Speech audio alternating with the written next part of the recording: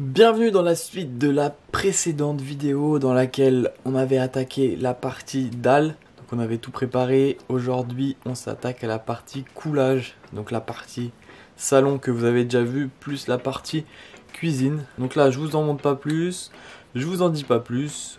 Et donc c'est parti, on commence tout de suite les travaux.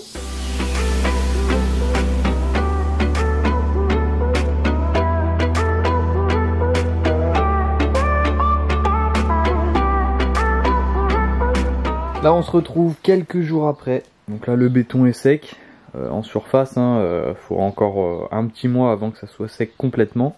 Donc ça va, c'est pas trop mal, on a quand même des endroits où il y a des petites bosses, des petits creux, mais c'est pas grave, soit je referai un ragréage, soit si je mets du carrelage, ça va compenser avec la colle, donc ça devrait le faire. Donc là maintenant on va pouvoir attaquer cette partie là, mais c'est parti, là on attaque tout de suite avec la bétonnière, let's go!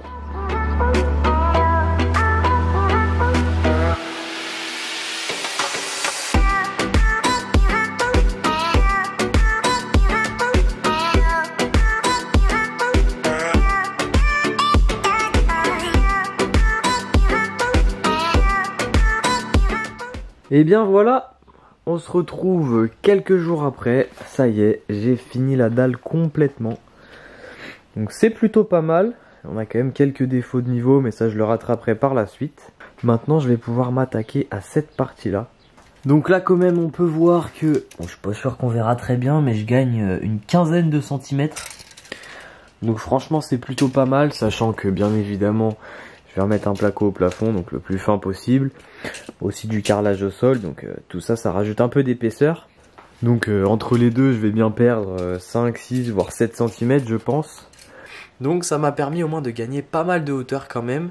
Sachant que là, donc entre mon sol brut, juste ici, et mon plancher intermédiaire, on est à 2,27 m. Donc je pense que fini, on devrait arriver à 2,20 m. Donc c'est pas énorme, sachant qu'une pièce classique c'est 2,50 m. Au moins j'ai pu agrandir au maximum. C'est toujours mieux que d'avoir une pièce écrasée. Maintenant que cette partie là est finie, on va pouvoir s'attaquer à la partie ici. Donc décaisser de la même hauteur. Donc là encore un gros chantier, casser toute la dalle, décaisser le sol, les cailloux. Enfin bref, vous connaissez l'histoire.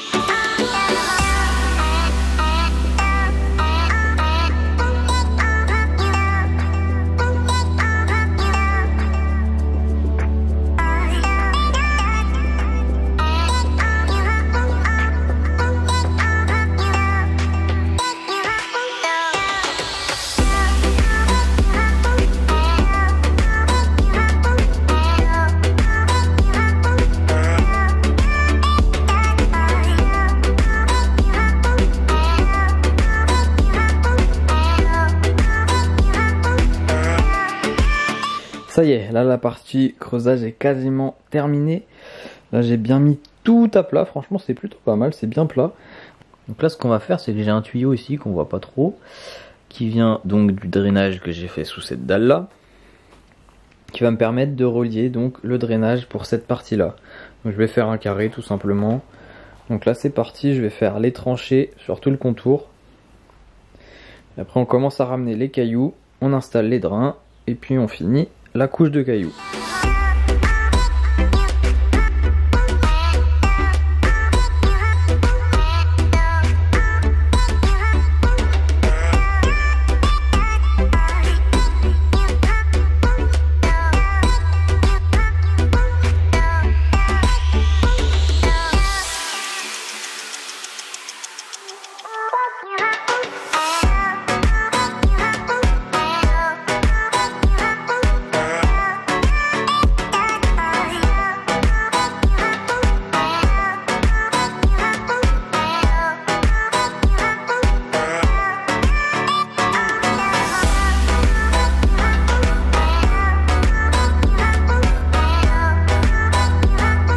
Avant de couler la dalle dans la partie cuisine, je vais en profiter d'abord pour casser toute cette partie-là, pour la rabaisser également.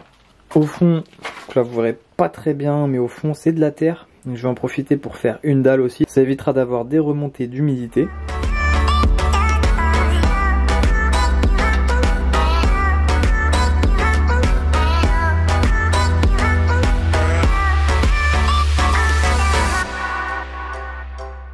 Voilà où j'en suis sous la partie escalier. Donc là j'ai creusé ici un petit peu plus parce que la dalle sera plus épaisse. Par contre là, vu qu'il n'y aura pas de charge, rien, je vais faire une dalle assez fine. C'est pas la peine de faire une grosse dalle. Donc maintenant on peut rajouter les cailloux, le sable. Je pense que je vais mettre de l'isolant ici aussi, au moins c'est isolé. Et puis après on pourra couler la dalle. Là j'ai fait une petite tranchée pour passer des tuyaux et les gaines électriques. Pareil de ce côté, là j'ai commencé également à faire la tranchée. Parce que du coup cette partie de dalle là je vais pas la casser. Parce que j'ai pas besoin de gagner de hauteur ici. Par contre ici je vais sûrement faire une pente. Vu que là on est plus haut quand même. Donc, je vais faire une petite pente, je vais voir si je l'arrête ici ou si je continue un peu plus loin.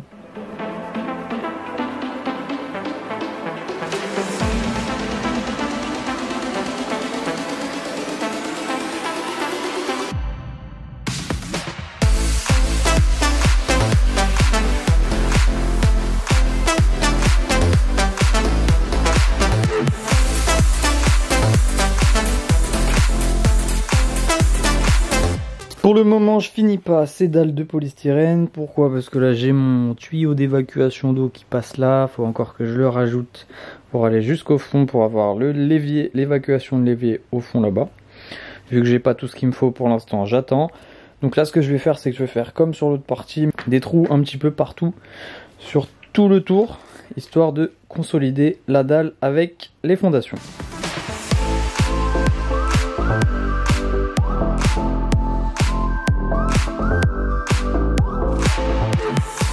Bon, on fait une petite pause dans la vidéo pour que je vous explique un peu où on en est, parce que j'ai fait pas mal de choses en off que je vous ai pas expliqué, donc là c'est ce que je vais faire.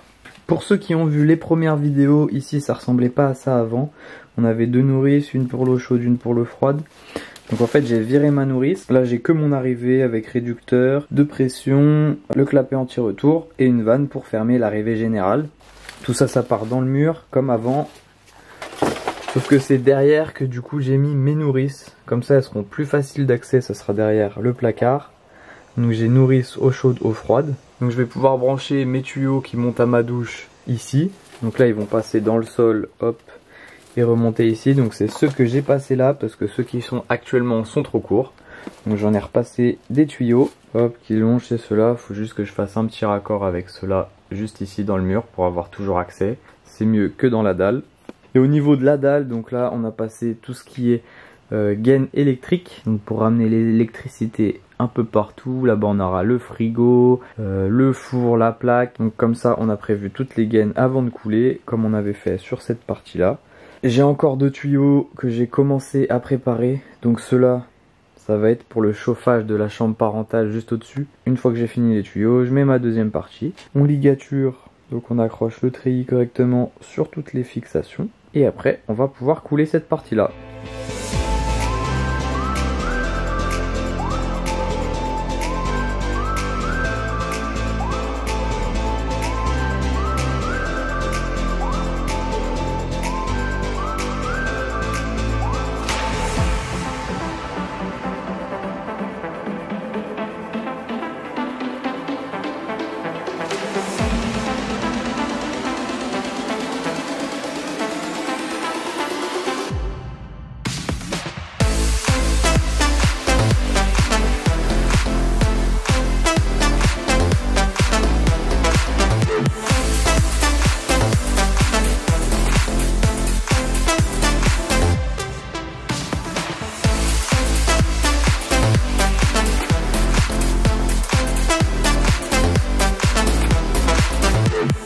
Ben voilà, là on se retrouve quelques jours après le coulage de la dalle. Donc là c'est plus ou moins sec, il faut plusieurs jours avant que ça sèche. En tout cas là, elle est plutôt pas mal. Bon, au milieu, bon, ça se voit peut-être pas trop, mais là j'ai bien gratté parce que j'avais une bonne grosse bosse. J'ai dû pas mal gratter au marteau-piqueur et à la disqueuse histoire d'éliminer cette bosse et avoir une dalle toute plate. Donc là voilà, la dalle est finie. Là faudra faire un petit raccord avec du ragréage. Pour cette partie là je vais pas la faire tout de suite, je sais pas trop quand encore, mais ça fera partie d'une vidéo plus tard. Vu que là faut d'abord que je casse une partie ici pour voir comment je vais faire une petite pente. Donc ça pour l'instant ça reste en stand-by, c'est pas très important. En tout cas voilà, là c'est une bonne grosse partie du chantier qui est finie parce que la dalle ça a été quand même très long à faire.